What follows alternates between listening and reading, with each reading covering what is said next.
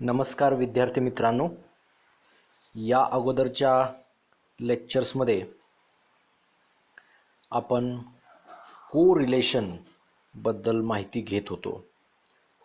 Correlation बद्दल माहिती घेत असताना आत्तापर्यंत आपण कोरिलेशन म्हणजे काय, त्यानंतर कोरिलेशन मेजर करण्याच्या मेथड्स कोणकोणते आहेत, त्यामध्ये आपण ग्राफिकल मेथड्स बघितली. ग्राफिकल मेथडमध्ये स्कॅटर डायग्राम वापरून कशा पद्धतीनं कोरिलेशन काढलं जातं हे आपण बघितलेलं आहे. त्यानंतर मॅथमॅटिकल मेथड्स बघितली. त्या मॅथमॅटिकल मेथड्समध्ये क्वांटिटेटिव्ह डेटासाठी कोरिलेशन कशा पद्धतीनं काढलं जातं, कार्ल पियर्सनचा कोरिलेशन कोइफिशियंट वापरून ते आपण पाहिलं. त्यानंतर ज्या वेळेला डेटा क्वालिटेटिव्ह असतो त्यावेळेला स्पियरमनचा रँक कोरिलेशन कोइफिशियंट वापरून तिथं कोरिलेशन कशा पद्धतीनं सांगितलं जातं हे आपण बघितलेलं आहे. आज आपण या संपूर्ण कोरिलेशन या चॅप्टरवरती असणारे सगळे मल्टिपल चॉईस क्वेश्चन अभ्यासणार आहोत. म्हणजे कशा पद्धतीने एखादा मल्टिपल चॉईस क्वेश्चन विचारला जाऊ शकतो या टॉपिकवरती, त्याचे आन्सर्स फाइंड करताना काय लॉजिक वापरलं पाहिजे हे आपण आज बघणार आहोत. तर हे मल्टिपल चॉईस क्वेश्चन बघत असताना आपल्याला पहिला क्वेश्चन आपण इथं बघूया क्वेश्चन वाईज. तर पहिला क्वेश्चन असा आहे, the range of Karl Pearson's correlation coefficient is. आता आपला जो कार्ल पियर्सन कोरिलेशन कोइफिशियंट आहे हा क्वांटिटेटिव्ह डेटासाठी आपण वापरतो आणि इट इज लाईज बिटवीन, त्या प्रॉपर्टीमध्ये आपण बघितलेलं आहे की lies between -1 to +1. So here answer for first question is B. It lies between -1 and +1. कारण आपण त्याची इंटरप्रिटेशन बघताना पण बघितलं की -1 जर असेल तर there is a perfect negative correlation, +1 जर असेल तर परफेक्ट पॉझिटिव्ह कोरिलेशन, 0 असेल तर there is a no correlation. अशा पद्धतीने आपण त्याची इंटरप्रिटेशन लिहितो. त्यामुळं कार्ल पियर्सन कोरिलेशन कोइफिशियंटची रेंज -1 to +1 अशीच असते. सेकंड क्वेश्चन काय, तर if x and y are any two random variables, then the covariance between ax plus b and cy plus d is given by. म्हणजे आपल्याला x आणि y हे दोन व्हेरिएबल दिलेले आहेत आणि दिलेले असताना त्या व्हेरिएबलमध्ये आपण काहीतरी चेंज केल्यानंतर नवीन जे व्हेरिएबल तयार होतात त्यांचा कोव्हेरियन्स ओरिजिनल व्हेरिएबलच्या कोव्हेरियन्सशी काही रिलेशन आहे ते आपल्याला विचारलं इथं. तर आपल्याला एक गोष्ट माहिती आहे की covariance is variant under change of scale. Change of स्केलचा त्याच्यावरती परिणाम होतो, ओरिजिनच्या चेंजचा काही परिणाम होत नाही, आपण ते बघितलेलं आहे. त्यामुळे इथं जे स्केल पॅरामीटर आहेत ते कोणते आहेत, स्केल पॅरामीटर कुठला म्हणतो आपण, तुमच्या व्हेरिएबलला जो मल्टिप्लाय किंवा डिवाइड होतो त्याला आपण स्केल पॅरामीटर म्हणतो. तर इथं ए आणि सी हे जे आहेत ते काय आहेत तुमचे स्केल पॅरामीटर. बी आणि डी जे आहेत ते शिफ्ट ऑफ ओरिजिन केलेलं आहे तिथं. म्हणजे शिफ्ट ऑफ स्केल किंवा चेंज ऑफ स्केलचाच फक्त काय होतो कोव्हेरियन्सवरती परिणाम होतो. आणि तो कसा होतो, तर तुमच्या ओरिजिनल कोव्हेरियन्स जो असतो तुमच्या ओरिजिनल व्हेरिएबलमधला, तर त्याला मल्टिप्लायर जर स्केल पॅरामीटर जर मल्टिप्लाय असतील तर ओरिजिनल कोव्हेरियन्सला ते scale parameter as a multiplier म्हणून येतात. जर डिवाइड होत असतील तर ते डिवाइड म्हणून येतात. आता इथं 4 आपल्याला जे ॲन्सर्स दिलेले आहेत म्हणजे दॅट आर ऑप्शन्स. ऑप्शन्स जे दिलेले आहेत त्यापैकी फर्स्ट ऑप्शन काय आहे, कोव्हेरियन्स बिटवीन एक्स वाय. तर ते दोघांचा कोव्हेरियन्स एकसारखा असणार नाही, म्हणजे पहिला ऑप्शन तर नाही. A B C D into covariance X Y हा सेकंड ऑप्शन आहे बी. तर तिथं सी आणि डी सॉरी बी आणि डी हे काय आहेत, ओरिजिन शिफ्ट ऑफ ओरिजिनचे पॅरामीटर आहेत, त्यामुळे तो शिफ्ट ऑफ ओरिजिनचे पॅरामीटर पण त्यामध्ये येणार नाहीत. तिसरा जो ऑप्शन आहे A into C into covariance between X Y. Okay, आता म्हणजे इथं फक्त स्केल पॅरामीटर आलेले आहेत आणि ते मल्टिप्लायर म्हणून आहेत, कारण वरती पण तुमच्या व्हेरिएबलमध्ये चेंज करताना ते मल्टिप्लायर म्हणून आले होते. त्यामुळं A into C into covariance between X Y is the correct answer for the second question. Now next third question. The correlation between college entrance exam grades and the final grades was computed to be -1.08. म्हणजे college entrance exam मधली grade आणि final grade यामधलं जे correlation coefficient आहे तो correlation coefficient किती दिलेला आपल्याला, -1.08 दिलेला आहे. On the basis of this you would recommend that, म्हणजे ह्याच्यावरून तुम्ही काय सांगू शकाल, काय रेकमेंड करू शकाल, ते खाली आपल्याला ऑप्शन दिले, त्यापैकी नेमकं काय तुम्ही रेकमेंड करणार दिलेल्या कोरिलेशन कोइफिशियंटच्या व्हॅल्यूवरून. तर पहिलं काय आहे, तर entrance exam is good predictor of success असं त्यांनी दिलं आहे. आहे का? तर आपण हे ऑप्शन वाचायच्या आधी आपल्याला एक लक्षात आलं पाहिजे की काय इथं आपल्याला कोरिलेशन कोइफिशियंटची व्हॅल्यू काय दिलेली आहे, -1.08 दिलेली आहे.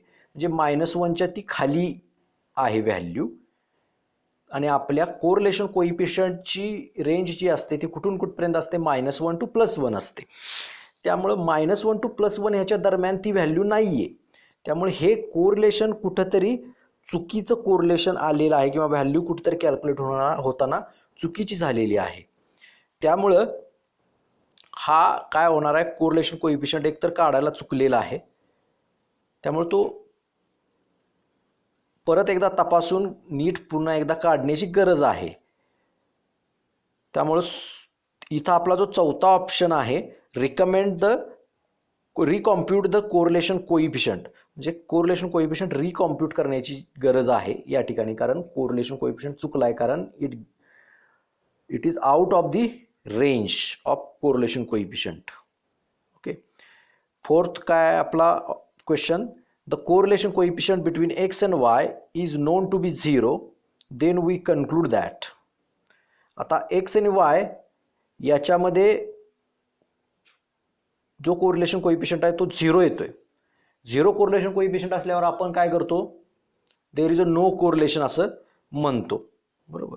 पण ते नो कोरिलेशन म्हणतो याचा अर्थ काय, आपण ज्या वेळेला कोरिलेशन बद्दल बोलतो त्यावेळेला correlation is nothing but the linear relationship असते. ती जी रिलेशनशिप आपण मेजर करतो कार्ल पियर्सनच्या कोरिलेशन कोइफिशियंट नुसार, तर ती लिनियर रिलेशनशिप असते बिटवीन दीज टू व्हेरिएबल. त्यामुळे ती लिनियर रिलेशनशिप त्यामध्ये अस्तित्वात नाही असा अर्थ त्याचा होतो. त्यामुळे आपला या ठिकाणी जो चौथा ऑप्शन आहे, there exist no linear relationship between X and Y, हा करेक्ट ऑप्शन आहे. ओके, तुम्ही याची जर आन्सर की बघितलं तर त्यामध्ये ऑप्शन सी दिला आहे, परंतु तो चुकीचा आहे त्या आन्सर कीमध्ये. The right answer is D, there exist no linear relationship between X and Y.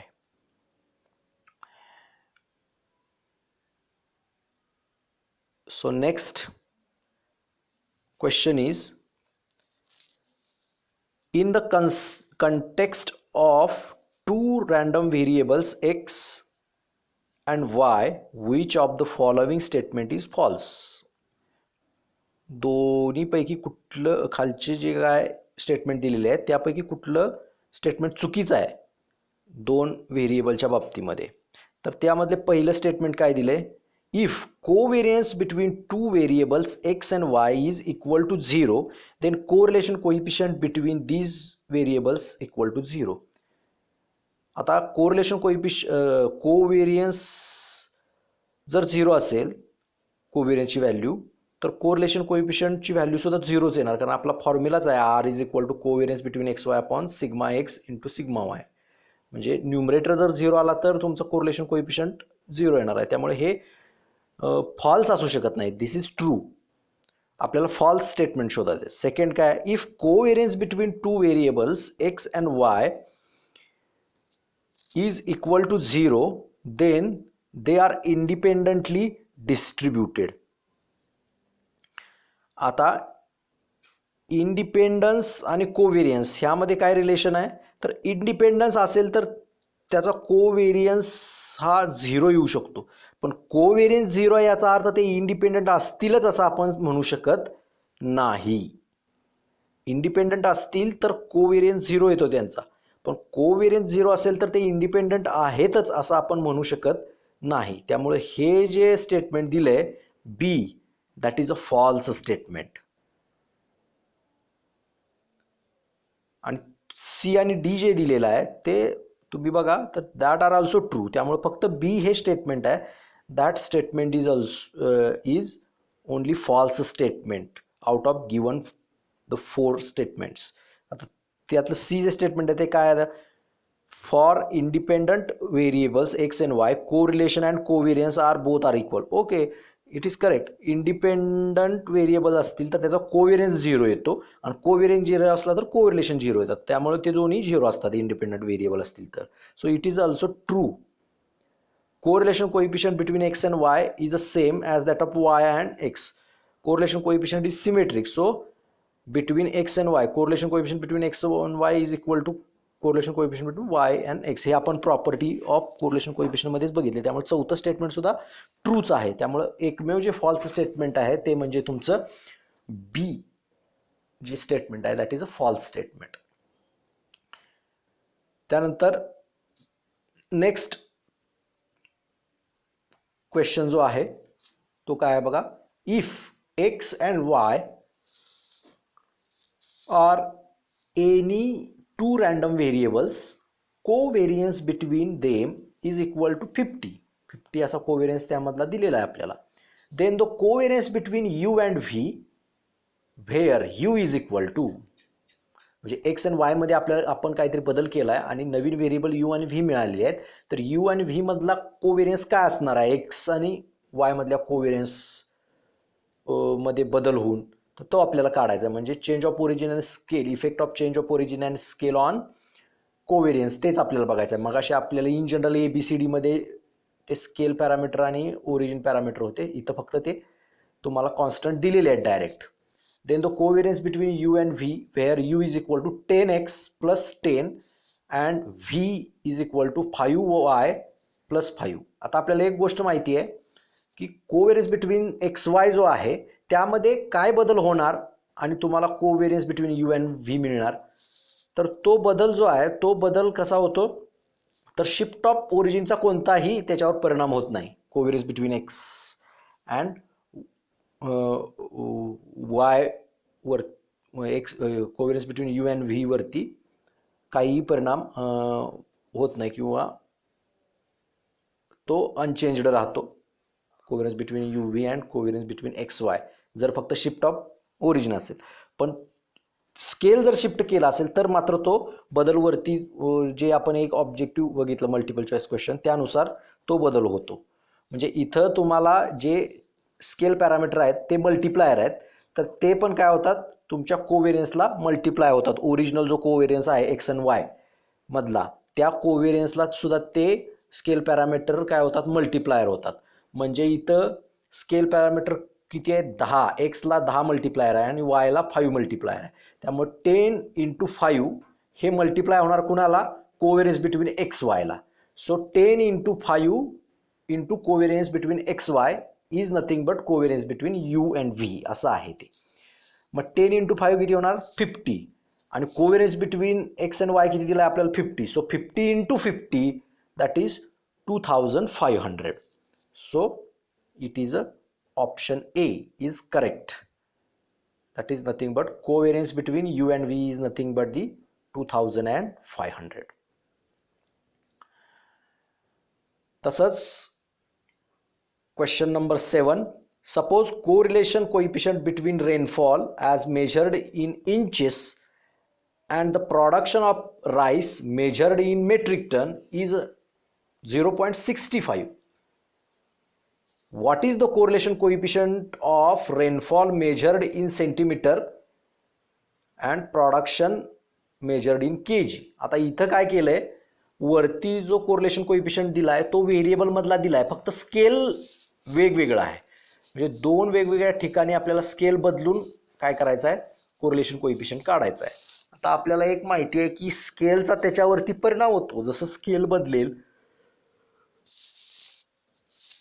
तसा तुमचा कोरिलेशन कोएफिशिएंट हा जो आहे तो त्या प्रमाणात बदलतो.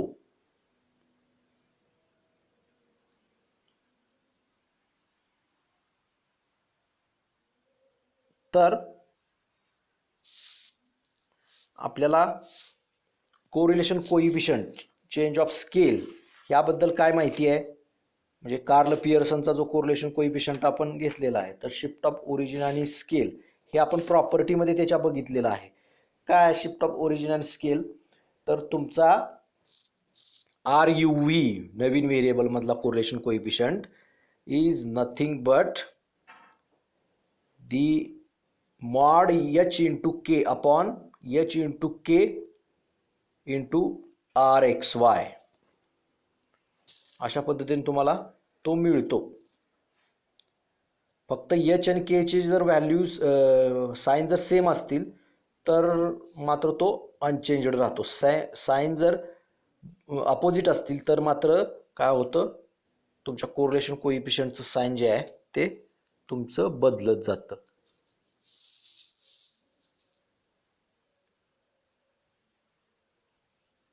त्यामुळं इथं जो आहे तो correlation coefficient between rainfall measured in centimetre and production measured in KG ह्यामध्ये कुठलाही बदल होणार नाही. कोरिलेशन तेच राहील. जरी तुम्ही हे बदललं, तुमचं स्केल बदललं तरी कोरिलेशन तुमचं सेमच राहणार आहे. फक्त व्हॅल्यूज बदलतील स्केल बदलल्यामुळं. म्हणजे समजा 1 इंच असेल तर ते 2.5 सेंटीमीटर असं होईल. अशा स्केलमध्ये फक्त तो चेंज होत जाईल, पण कोरिलेशन कोएफिशिएंट त्यामुळं तसंच राहणार आहे ते. So next question, let the correlation coefficient between x and y be denoted by rxy. If rxy is equal to 0.02, then correlation coefficient between minus x comma y plus 1 is. आता इथं काय आहे बघा, तुमच्या ओरिजिनल व्हेरिएबलमध्ये काहीतरी scale change केलेला आहे. काय केलेलं आहे तर वायचं स्केल 1च आहे पण ते +1 आहे, आणि स्केल म्हणजे मल्टिप्लायर त्याचा y किंवा x चा मल्टिप्लायर, दोघांचा मल्टिप्लायर. तर वायचा मल्टिप्लायर 1 आहे पण एक्सचा मल्टिप्लायर -1 आहे. त्यामुळं दोघं जे त्याचे स्केल पॅरामीटर आहेत त्यांचं जे साइन आहे ते काय अपोजिट आहे. त्यामुळं तुमचं कोरिलेशन कोएफिशिएंट आहे त्याची मॅग्निट्यूड व्हॅल्यू सेम राहील पण साइन चेंज होईल. त्यामुळं त्याचं जे आन्सर येईल ते -0.02 असं येईल. मॅग्निट्यूड तीच आहे 0.02, फक्त साइन काय झालं, चेंज झालं, मायनस असं मिळालं. नेक्स्ट जे काय आहे आपलं ऑप्शन, नेक्स्ट आपलं जे क्वेश्चन आहे तो, if the correlation coefficient between x, y is 0.02, then the correlation coefficient between -2x, -y. अशा पद्धतीने आपल्याला ते दिलेलं आहे. आता काय इथं तर दोन्हीचंही साइन काय सेम आहे. दोन्हीचाही परिणाम होत नाही, चेंज ऑफ ओरिजिनचाही परिणाम होत नाही, चेंज ऑफ स्केलचाही परिणाम होत नाही. पण फक्त स्केलचे जर साइन अपोजिट असतील तर मात्र काय होतं, कोरिलेशन कोएफिशिएंटचं साइन बदलतं. दोन्हीचे साईन जर सेम असतील स्केल पॅरामीटरचे तर मात्र कोरिलेशन कोइफिशियंटमध्ये कोणताच बदल होत नाही. आता जे एक्स आणि वाय जे आहे त्याचं स्केल जे आहे ते वेगवेगळं आहे, फक्त साईन सेम आहे. आता स्केल वेगळा असलं तरी त्याचा परिणाम काय होत नाही, मात्र साईन वेगळा असेल तर परिणाम होतो. पण इथं साईन पण दोघांचे सेमच आहेत आणि ते किती आहेत, निगेटिव्ह आहेत, मायनस आहेत. So correlation coefficient will remain unchanged, so it will be 0.02 as it is. Next जे आहे 10th, ते काय आपलं, तर if the correlation coefficient between x and y is 0.8 then the correlation between minus x and minus y is. आता इथं काय बघा, तुमचा एक्सचा स्केल -1 आहे, वायचा स्केल -1 आहे. आता स्केलचा परिणाम होत नाही, फक्त साईनचा परिणाम होतो. पण साईन अपोजिट असतील तर तुमचा कोरिलेशन कोइफिशियंटचं साईन बदलतं. पण इथं काय, साईन दोघांची सेम आहे, त्यामुळे कोरिलेशन कोइफिशियंट तुमचा बदलणार नाही. That will remain as it is, that is 0.8. आता इथं पहिला ऑप्शन काय, -0.8. -0.8 येणार नाही कारण दोघांचे साईन सेम आहेत एक्स आणि वायच्या मल्टिप्लायर्सची. बी जो ऑप्शन आहे तो बी ऑप्शनमध्ये 0.8 पाहिजे, ॲक्च्युली ते तिथं प्रिंट झालेलं नाही. सो ऑप्शन सी काय 0.64 तो येणार नाही. डी काय 0.4 पण येणार नाही. फक्त बी ऑप्शन जो आहे त्यामध्ये 0.8 लिहायचं राहिलं आहे, तिथं प्रिंट मिस्टेक आहे ती. So that is 0.8 is the correct answer. In this way we adapt our knowledge and use the logic while solving the multiple choice question in this way. There are many multiple choice questions I have given here. You can practice it. Also I have provided the answer key of these multiple choice questions. You can study it thoroughly. When I will provide you the PDF copy of notes of this topic correlation, then also you can solve it for your practice.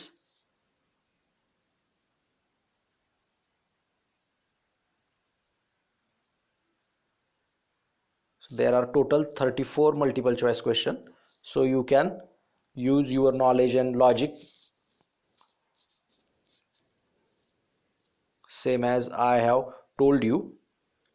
So here I have given the answer key, so you can use for the reference. So today we shall stop here. Thank you.